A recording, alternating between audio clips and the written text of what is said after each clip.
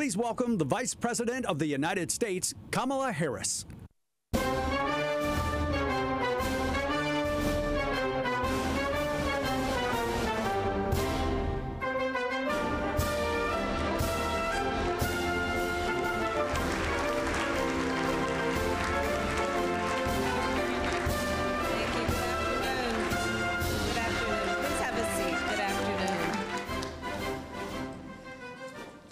We've been a bit delayed arriving, but thank you all very much, and I know that it's been a productive day. And I want to... That's either auspicious or it's not. Is everyone okay? Yeah? Okay. Well, thank you all for the warm welcome. And to the government of Thailand, thank you for hosting us and for the exceptional leadership that you have provided during your APEC host year. This is my third trip to the Indo-Pacific since taking office as Vice President. Last year, I traveled to Singapore and Vietnam. In September, I was in Japan and South Korea. And these trips are in recognition of the critical importance of Southeast Asia and the broader Indo-Pacific to America's security and prosperity. Throughout these visits, I have made clear the United States is a proud Pacific power, and we have a vital interest in promoting a region that is open, interconnected, prosperous, secure, and resilient. In the nearly 2 years since President Joe Biden and I took office, we have strengthened our alliances and partnerships throughout the Indo-Pacific.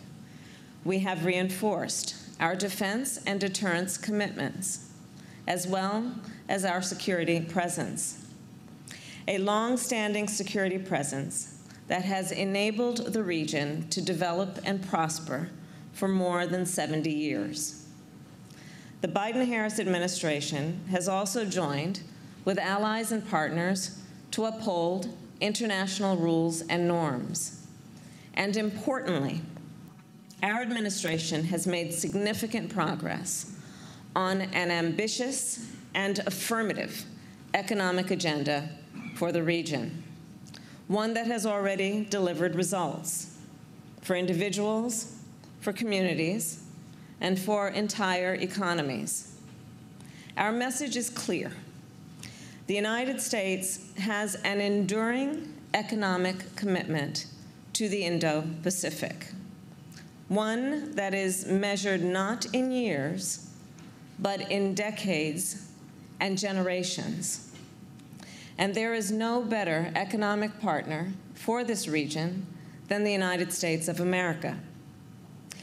The Biden-Harris administration has proved this again and again through our actions, our investments, and the principles that we stand for each and every day.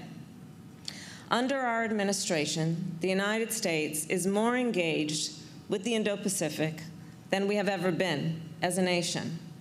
We have infused new energy and leadership into our unrivaled network of global alliances and partnerships. Under President Biden, we have seen an unprecedented expansion of ties between the United States and ASEAN. Hundreds of millions of dollars in assistance and new initiatives across 3 leader summits, including last week in Cambodia. In the Pacific Islands, we have committed to provide nearly $1 billion in assistance. We expanded our presence on the ground and elevated our engagement to the leader level. I participated in the Pacific Islands Forum in July of this year, and President Biden convened Pacific leaders in Washington, D.C. for a first-of-its-kind summit in September. Our engagement in the Indo-Pacific also includes newer configurations, such as the Quad. Together, Quad members pledged $5.2 billion to COVAX and donated 265 million COVID vaccines to the Indo-Pacific. which helped save lives, keep businesses running, and recover faster from the pandemic. Throughout these partnerships, we are bringing significant resources to the table in areas such as electric vehicles, infrastructure, education, and entrepreneurship. And last year in Singapore, I announced the United States' offer to host APEC in 2023. During our host year, we will build on the strong foundation Thailand has set for sustainable economic growth. And to that end, we look forward to partnering with all of you here throughout the next several months. In a further demonstration of our enduring commitment and economic commitment, the Biden-Harris administration is pioneering new models of economic cooperation that will strengthen our economic footprint in the long term. For example, in Tokyo earlier this year, President Biden launched the Indo-Pacific Economic Framework, also known as IPEF, a community of economies representing 40% of global GDP dedicated to equitable growth and high environmental and labor standards. IPEF members have committed to work toward concrete agreements on fair trade, resilient supply chains, clean energy, and countering corruption. Under IPEF, our administration is also working toward a digital trade agreement to provide common international rules and norms on data flows, on privacy, and e-commerce. This, we believe, will provide investor certainty and will help secure even more investment from the United States in the region. Our enduring economic commitment also includes a commitment to strengthen our partnership with the private sector as we build new models of cooperation. You, members of the private sector, are critical to our success.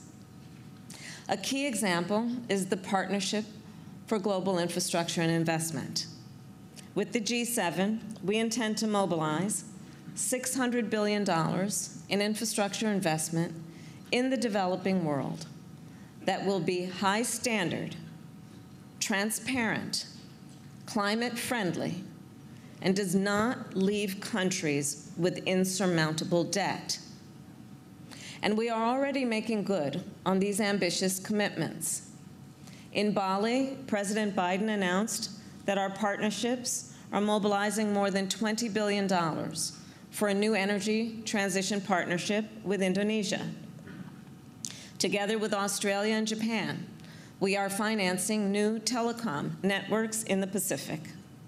And we are working to mobilize $2 billion in financing under the Southeast Asia Smart Power Program to decarbonize power and those systems throughout the region.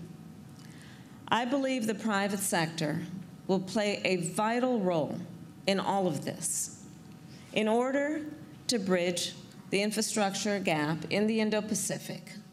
We need your expertise. We need to work with you and the capital that you bring forward in these projects. And we need your innovation, especially when it comes to clean energy and digital infrastructure. Simply put, governments cannot do this alone. And in recognition of the impact on global companies and economies, the Biden-Harris administration is building resilient supply chains. We are working through IPEF, the Quad, and bilateral relationships, including a significant supply chain agreement reached with Thailand just a few months ago. In the last year, I have convened business leaders in Singapore, in Tokyo, and the United States to advance our work on supply chains. And I know you all agree. The public and private sectors must work hand in hand on this together. And the impact is clear. In collaboration with businesses, our administration is leading work across the region to develop early warning systems and diversify suppliers as a strong partner to the economies and companies of the Indo-Pacific.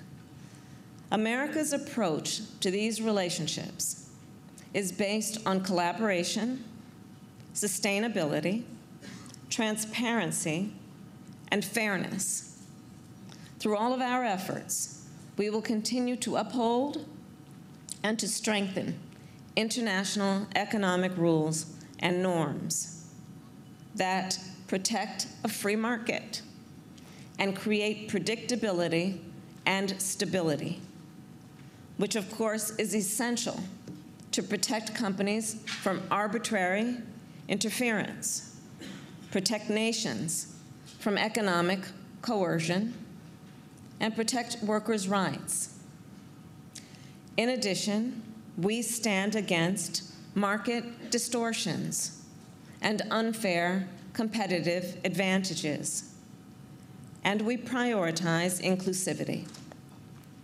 We also know that economies will reach their full potential when all segments of a society can fully participate. The United States adheres to these values and these principles not only because we believe it is the right thing to do, but because it makes economic sense.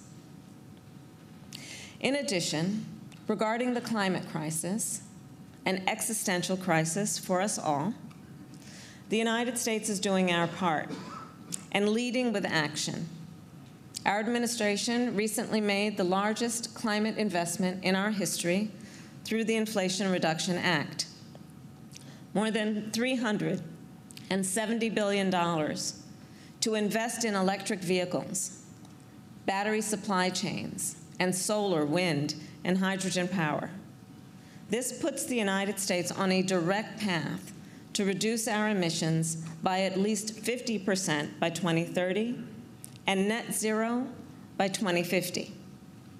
We have committed to increase climate finance to more than $11 billion annually and are investing billions of dollars to help communities adapt to a warming planet. Globally, as we act to avert this threat and protect our planet, we will also drive economic growth.